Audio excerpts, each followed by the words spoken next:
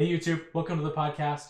I want to thank you guys for jumping over here from our podcasting platforms where it's kind of built to be the main focus. But here we'll be able to add extended cuts, be able to see some of the emotions, maybe even have some of the outtakes. Either way, it's going to be fun. This will be a great complement to the actual podcast.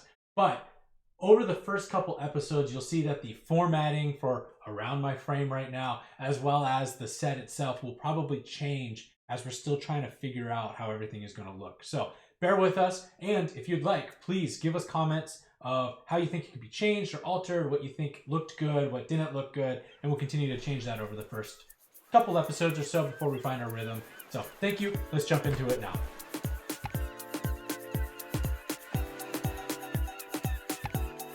Hey everybody, welcome back to the Conservation Made Simple podcast. If you listened to the last episode, hopefully you did, thank you.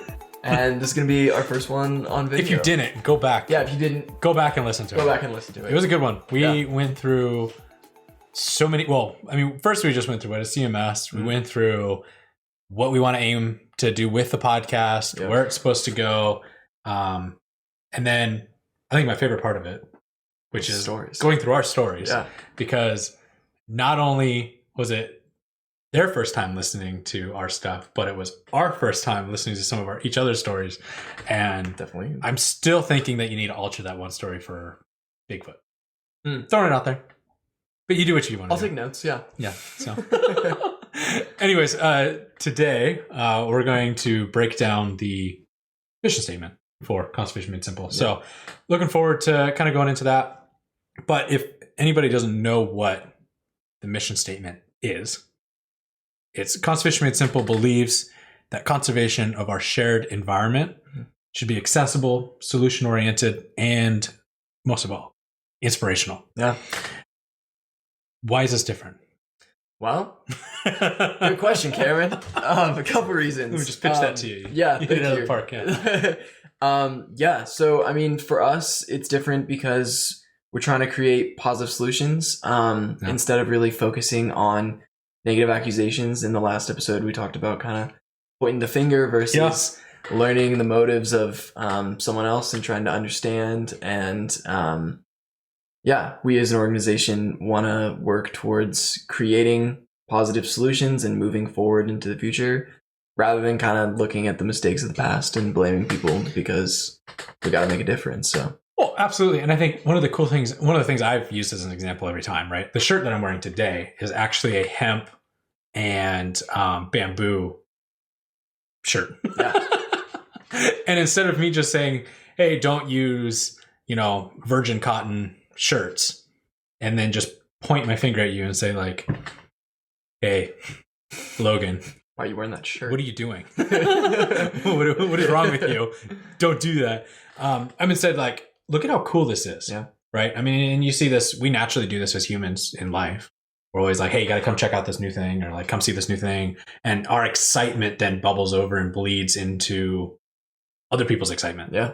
And so I think that's something that needs to be done in everything else. And then further following through with that. So there's a lot of times that, we raise our voice and we say this needs to be done, or so on and so forth. And you're like, let's change this, let's change that. But are we ultimately following through with those changes? Or are we just saying, change this? Yeah. All right, cool. Good job, everybody. Like, we can go home now. Because that's not the point of this. So it's the follow through. You don't plant a tree and then walk away. You have to continue to water it and create nurture solutions it. And exactly. And so that's what we're hoping, is that we'll create things, continue forward, and then either pass it on to somebody else to continue that, or we'll continue it into eternity. Yeah. And then also we talked about really just kind of the disconnect between the lingo of science and common knowledge. And so that's kind of lucid science. That's also really just what we're trying to work towards in our mission, is making science understandable to anybody. Because I think sometimes it can be intimidating when you feel like you have to learn all these new words in order to speak the language, but really you don't, because it's just the natural world. We just have created I mean, it's a field, so we've created lingo to talk about it, but that doesn't mean that you have to be deep in the field to understand it. Seriously. I mean, like you said, Lucid Science, but we also have other really simple ones. We have our dinner party terms, which might be one of my favorite Instagram series. Again, if you don't follow us on Instagram, do that. We've had a lot of those every episode. I'm going to throw that in everywhere. Continue to follow us on our social media. And this is our first episode that we're also putting up on YouTube. So if you're watching us on YouTube, thank you. If you're listening to us on the podcast, this episode will come out in a couple days on YouTube. But it's the simple stuff, just trying to understand some new terms, some terminology. Even last week, I used the word arboreal. Yeah. And I had somebody reach out and go, what? What's arboreal, right? So, I enjoy that, and I'm looking forward to what else we can throw out into the science world that is sciencey, but then break it down and make it easy. Yeah. And also, really kind of, we've talked about a couple times, the idea of our culture not being open to other people's ideas. Yeah. We've become very close-minded sometimes. Yeah. And honestly, I don't know if that's like specific to the US or just, it's our experience as we know it. So, but what we had talked about, again, in the last episode, you and I have had conversations a lot about just being open to learning from other people, and not really shutting them down, but instead learning where they're coming from. Yeah, and I think this is where I'm excited about our Facebook group, to be able to have conversations with people of other opinions. Yeah. In a actual, meaningful, going to produce results conversations, not a this is why you're wrong. Yeah. When we were talking about that point, Logan and I, one of the things that I said was, when you're in that debate, if you want to say, are you listening to figure out what your next point is? Or are you listening to figure out how does that affect the point that you think about yourself, right? Or in that circumstance, like what is it that you're thinking already? And how is that going to alter what you're looking at? So I think that changes everything. And I'm guilty. I know that I do it all the time. I'm always like, here's what my next point is. Thanks for what you're saying. I'm not listening. I'm just like, how do I form this and then take that into my next piece? But so I think breaking it down a little bit more. So there's a couple of reasons why I think we're a little different than most organizations. We are attempting to do a couple things that are not usual or even the easy route.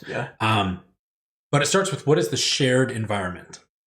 Now, we started to have a debate of our own into what the word environment includes. And I said, let's click pause.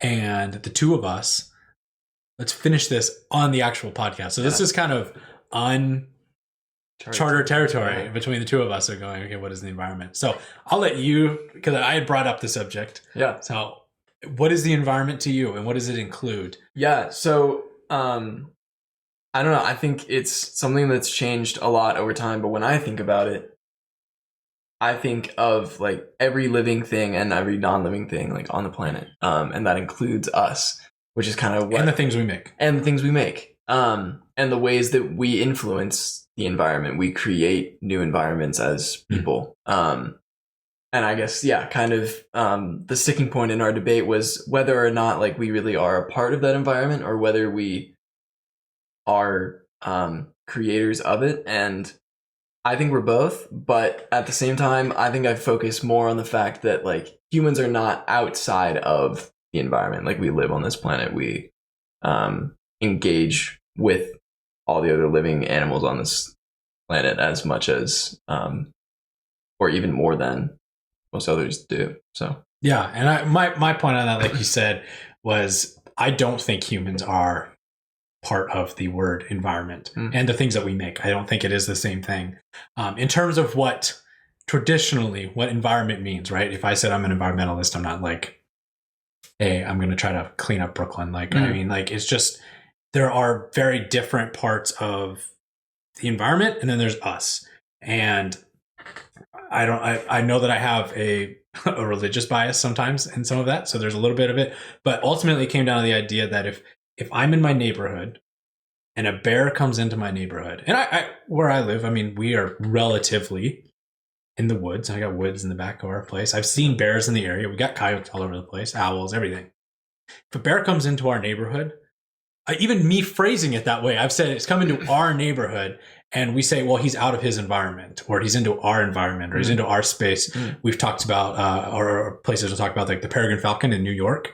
You know, they have nests up on skyscrapers and stuff, and you're like, oh man, they can adapt to our environment. Isolates it. It says these are two very different things. Yeah, but to that, I would say that it maybe used to be the bear's home, and then now we're here. Ultimately, 100%. So, I didn't say that our environment is good. Yeah. I don't think it is. But we definitely do like create our own lands, like our own environments. Yeah, and then we say this is my place now. Yeah. You know, and this, a whole nother tangent, but the idea of like, you know, we've talked about climate change on other parts of on other platforms. We haven't gotten to that here. But the idea is that humans can change the environment to what their needs are, whereas animals have to adapt to the environment. And with that thinking, which makes sense, and logically makes sense, it means that we have control over the environment, which then, in my opinion, means that you're outside of and you're over. But again, I'm sure we can go back and forth. Yeah, true. A great example of agree to disagree. Yeah. We both have learned a little bit from each other. And I think it's great. But anyways, long story short, agreed 100%. It's anything from bugs to bears, you know, the moss, the evergreens, all the plants living, everything like that. Yep. And then there is this other side, and whether it is a part or not, you have our lifestyles, our buildings, our automobiles, everything. And we say, okay, these are two things. Now, either way, there is a middle ground. Whether it means that we are of it or not, there's a middle ground, and that's the shared environment. That's where the overlap comes in. And some of the animals come into ours. We go into them, hiking, fishing, whatever it is. There's a lot of those arms that stretch out into the new stuff. So when we say the shared environment in our mission statement, that's what we're kind of focusing on. Yeah. So where environmentalism a lot of time is in the in-between. So. Oh, exactly. Yeah. I'm sure we can pull out some great quotes. About that, and some brilliant minds on that. But you can see quotes on our Twitter. Follow us over there. Anyways, so accessibility is our next kind of key word in our mission statement. So with that, we're really just focusing on, again, kind of what I was saying earlier, but this is more specific in that making science available to everyone. I mean, Cameron and I both kind of grew up. We're still growing up. Grew up like watching Blue Planet and Planet Earth, Animal Planet. Yeah. We mentioned it like 8 times in the last podcast. We really did. Animal Planet, if you'd like to sponsor us. Please. Honestly, please. Yeah. And honestly, like that accessibility really helped us fall in love with nature and want to protect it. And so we want to mirror that same accessibility of bringing nature to people. And at the same time, you and I have both been lucky enough that we lived with the outdoors around us. Yeah. So, I mean, you've talked in the last pod, you talked about, you know, rattlesnakes in Colorado, and I talked about, you know, bugs in the creek and my grandparents, and like it literally was at our fingertips anywhere we want. And not everybody gets that opportunity. Yeah, absolutely. Especially while we're out here in Seattle. There's a lot of kids that have grown up with, I'm in the city, and, you know, you may go camping once in a while, but it's, bringing it to maybe digital media. Physical. You know, we've got some ideas for the kids programs to bring biofacts, so pelts and skulls, and let kids see hands-on what do these animals look like, feel like, smell like even, and be able to bring the world to them. Easier to learn. Absolutely. I think it's easier to learn when you got it right in front of you. It is. It absolutely is. Which is maybe why, jumping back to our last podcast, history was maybe not my favorite. It wasn't right there. Everything else was right there. So that's true. Yeah, I hadn't thought about it that way too, but it definitely, I think that's part of why I didn't like history. I was like, well, why is it not here and now? So well, and the accessibility makes it shareable. It's discussable. Like I said, we've already gotten comments on our last one, so we've already been able to have discussions. We have, which I'm excited for. I mean, same. We've had one. It wasn't even like a core podcast. It was stories. Yeah. And we're like, this is great. Yeah. And kind of even more with that, kind of what you had mentioned is that accessibility changes with location and background. You and I grew up being able to go to nature, but that's really not true for everybody, obviously. So being able to create that experience, even again, if you're living in the city, or just don't have kind of the time or the resources to go to nature, because sometimes we create our own environment, so you have to go kind of to the wild world. Well, and even the wild world isn't like that crazy. I remember my dad's side lives in Ohio, and I was visiting out there. Well, we were visiting family, and I got to see my first cardinal. A little red cardinal. Never seen one before. Yeah, it came out. We were inside. We were playing some game, myself and my cousins, and I just remember it going up in the tree next to the house, and I'm like, I just stop everything. I'm like, guys, this is so beautiful. Like, look at this cardinal. They looked at me like I had 3 heads. They're like, and like, what do I care? Like, it's bird I see all the time. I had never seen one. You have a story similar to that when you came out of Washington. Yeah, I do. That was reminding me of, again, I kind of grew up feeling like I was close to nature, but I had never seen a bald eagle until I was driving to college in Seattle with my brother. How un-American. Yeah, I guess so. Yeah, we were like driving along this river, and I was like, oh my gosh, that's a bald eagle soaring through the sky. And it like just shows that even being close to nature, being able to create accessibility for animals that aren't close to where you live is also really important. Yeah. Well, and we can become numb to what we see. I've talked about how my grandparents live on, on Lake Washington, and they have eagles that nest in the trees around them. And even on Instagram, about a month ago, I kind of did a little story series of showing the eagles in the area. Yeah. Because I'm just like, I have to recognize that I'm very privileged to have seen this over and over, that the young that were learning how to hunt and fly around, and there were eagle feathers all over the ground from molting, that it just didn't even faze me as I'm doing yard work. Yeah. And then I'm like, there are people that have never seen this.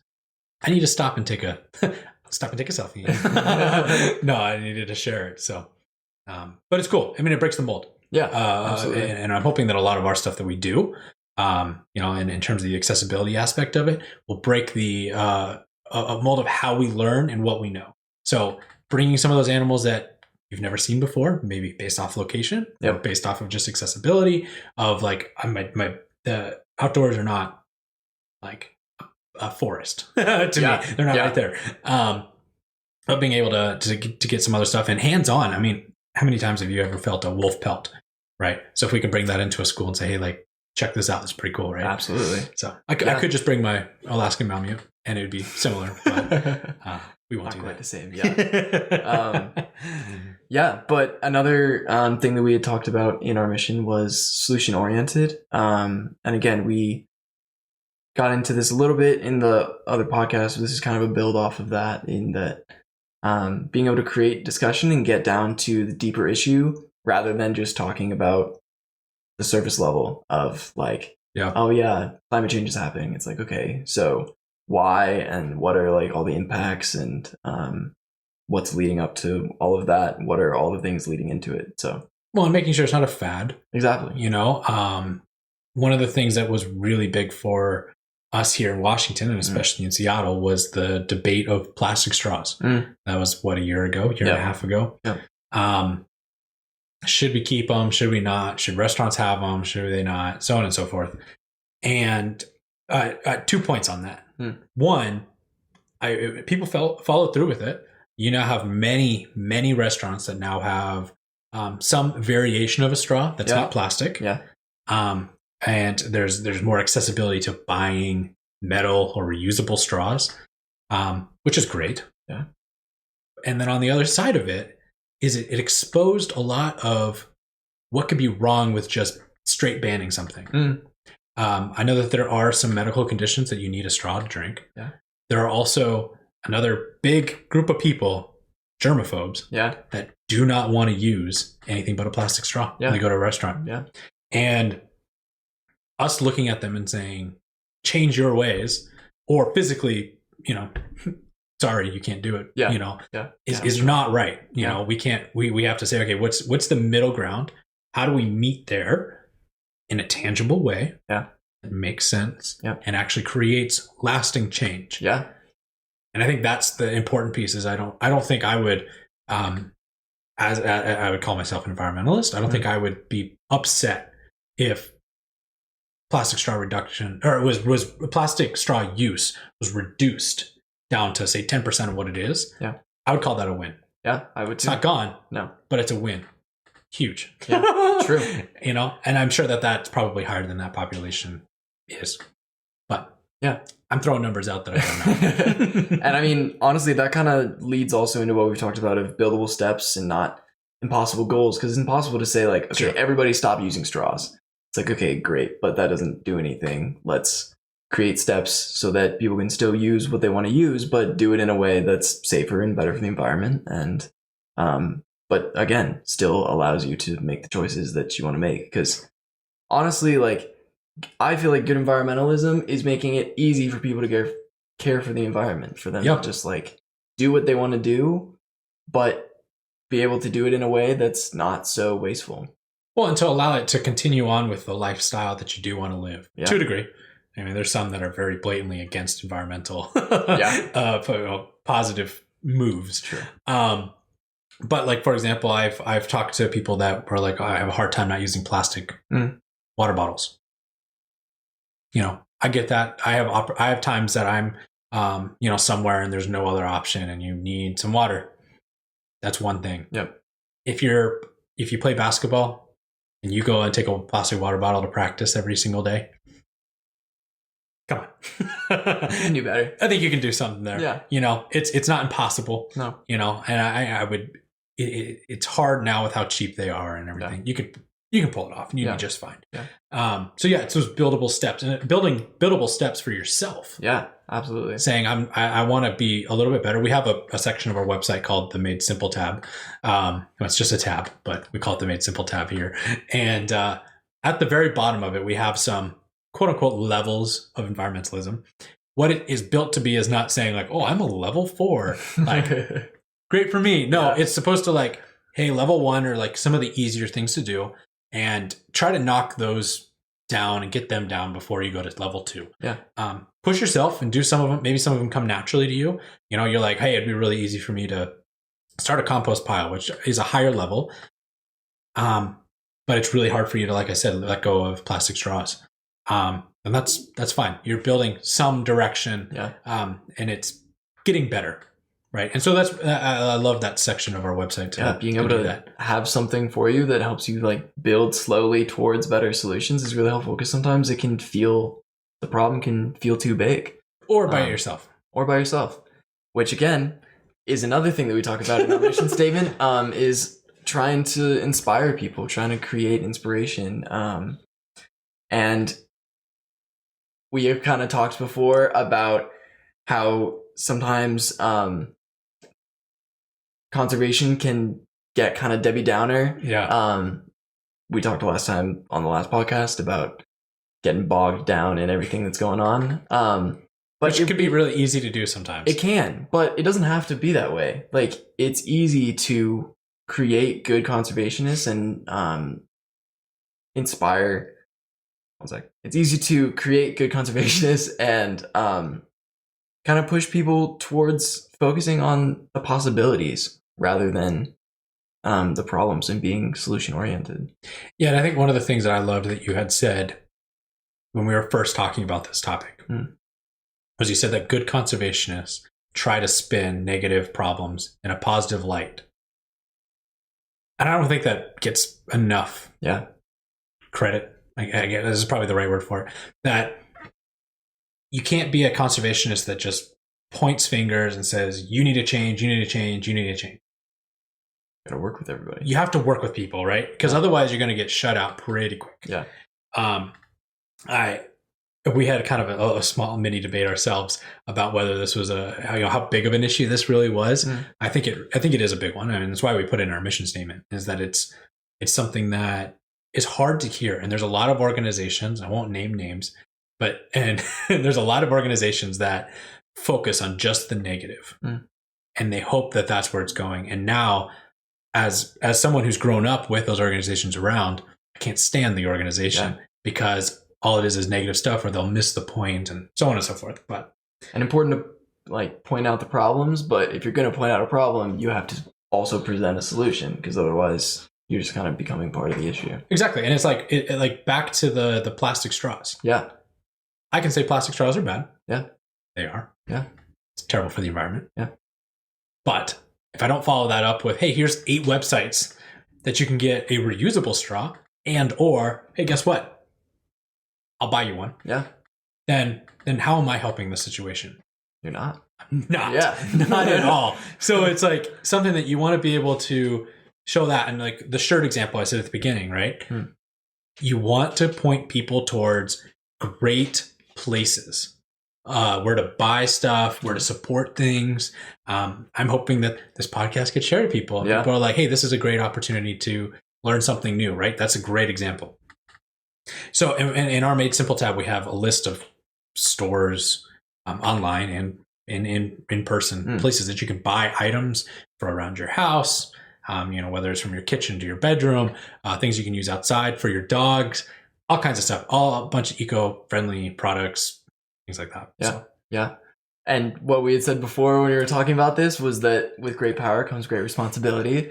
So if you have the knowledge to know that it's a problem, then you should also strive towards having the knowledge to solve the issue. Yes. I mean, there's no way that I add to it. It's a pretty straightforward. When you said it the first time, I was like, this has to go in. It's like a perfect representation of how this goes. I mean, if you know something is wrong, and you can maybe push somebody in that direction of changing that, responsibility to do so. Yeah. Absolutely. Yeah. It's your time to shine, get out there and do it. Yeah. The amount of times that not only have I been able to do that with family, say, hey, here's a better way we could do this, but for them to do it to me, be like, hey, absolutely, Cameron, would CMS like that? And I'm like, you're right. Let me change that.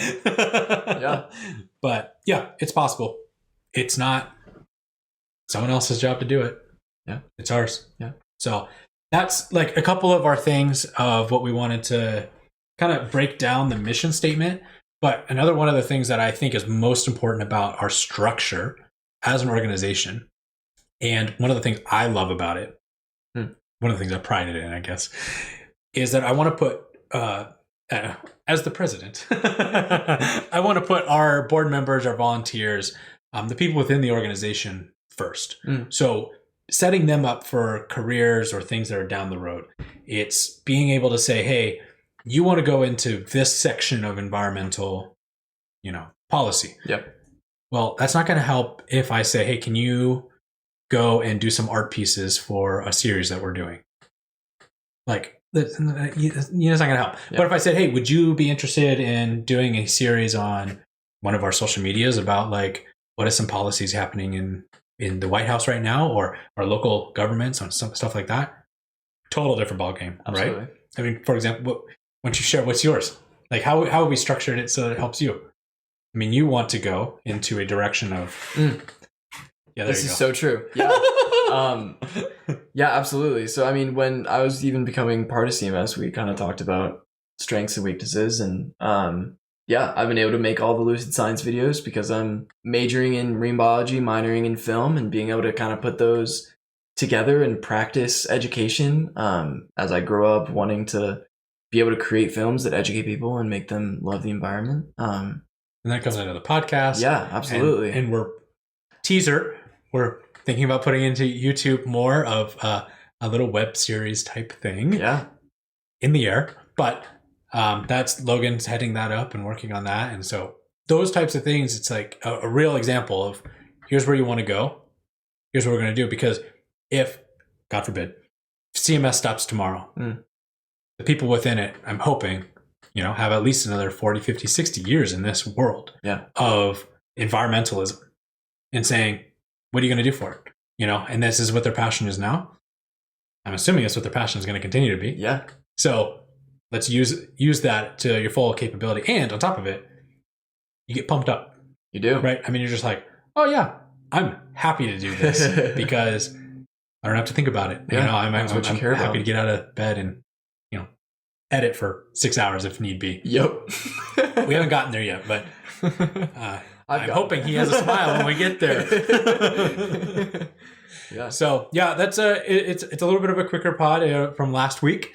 Last week we went a little longer because we really went into our stories, but we wanted to share a little bit more about what our mission statement is, how it breaks down, and between that and what CMS is and where the podcast is going from last week's episode, we're hoping the two kind of give you a picture of where we want to grow this and the organization a little bit more, as well as just some fun facts about who we are, I guess. Yeah.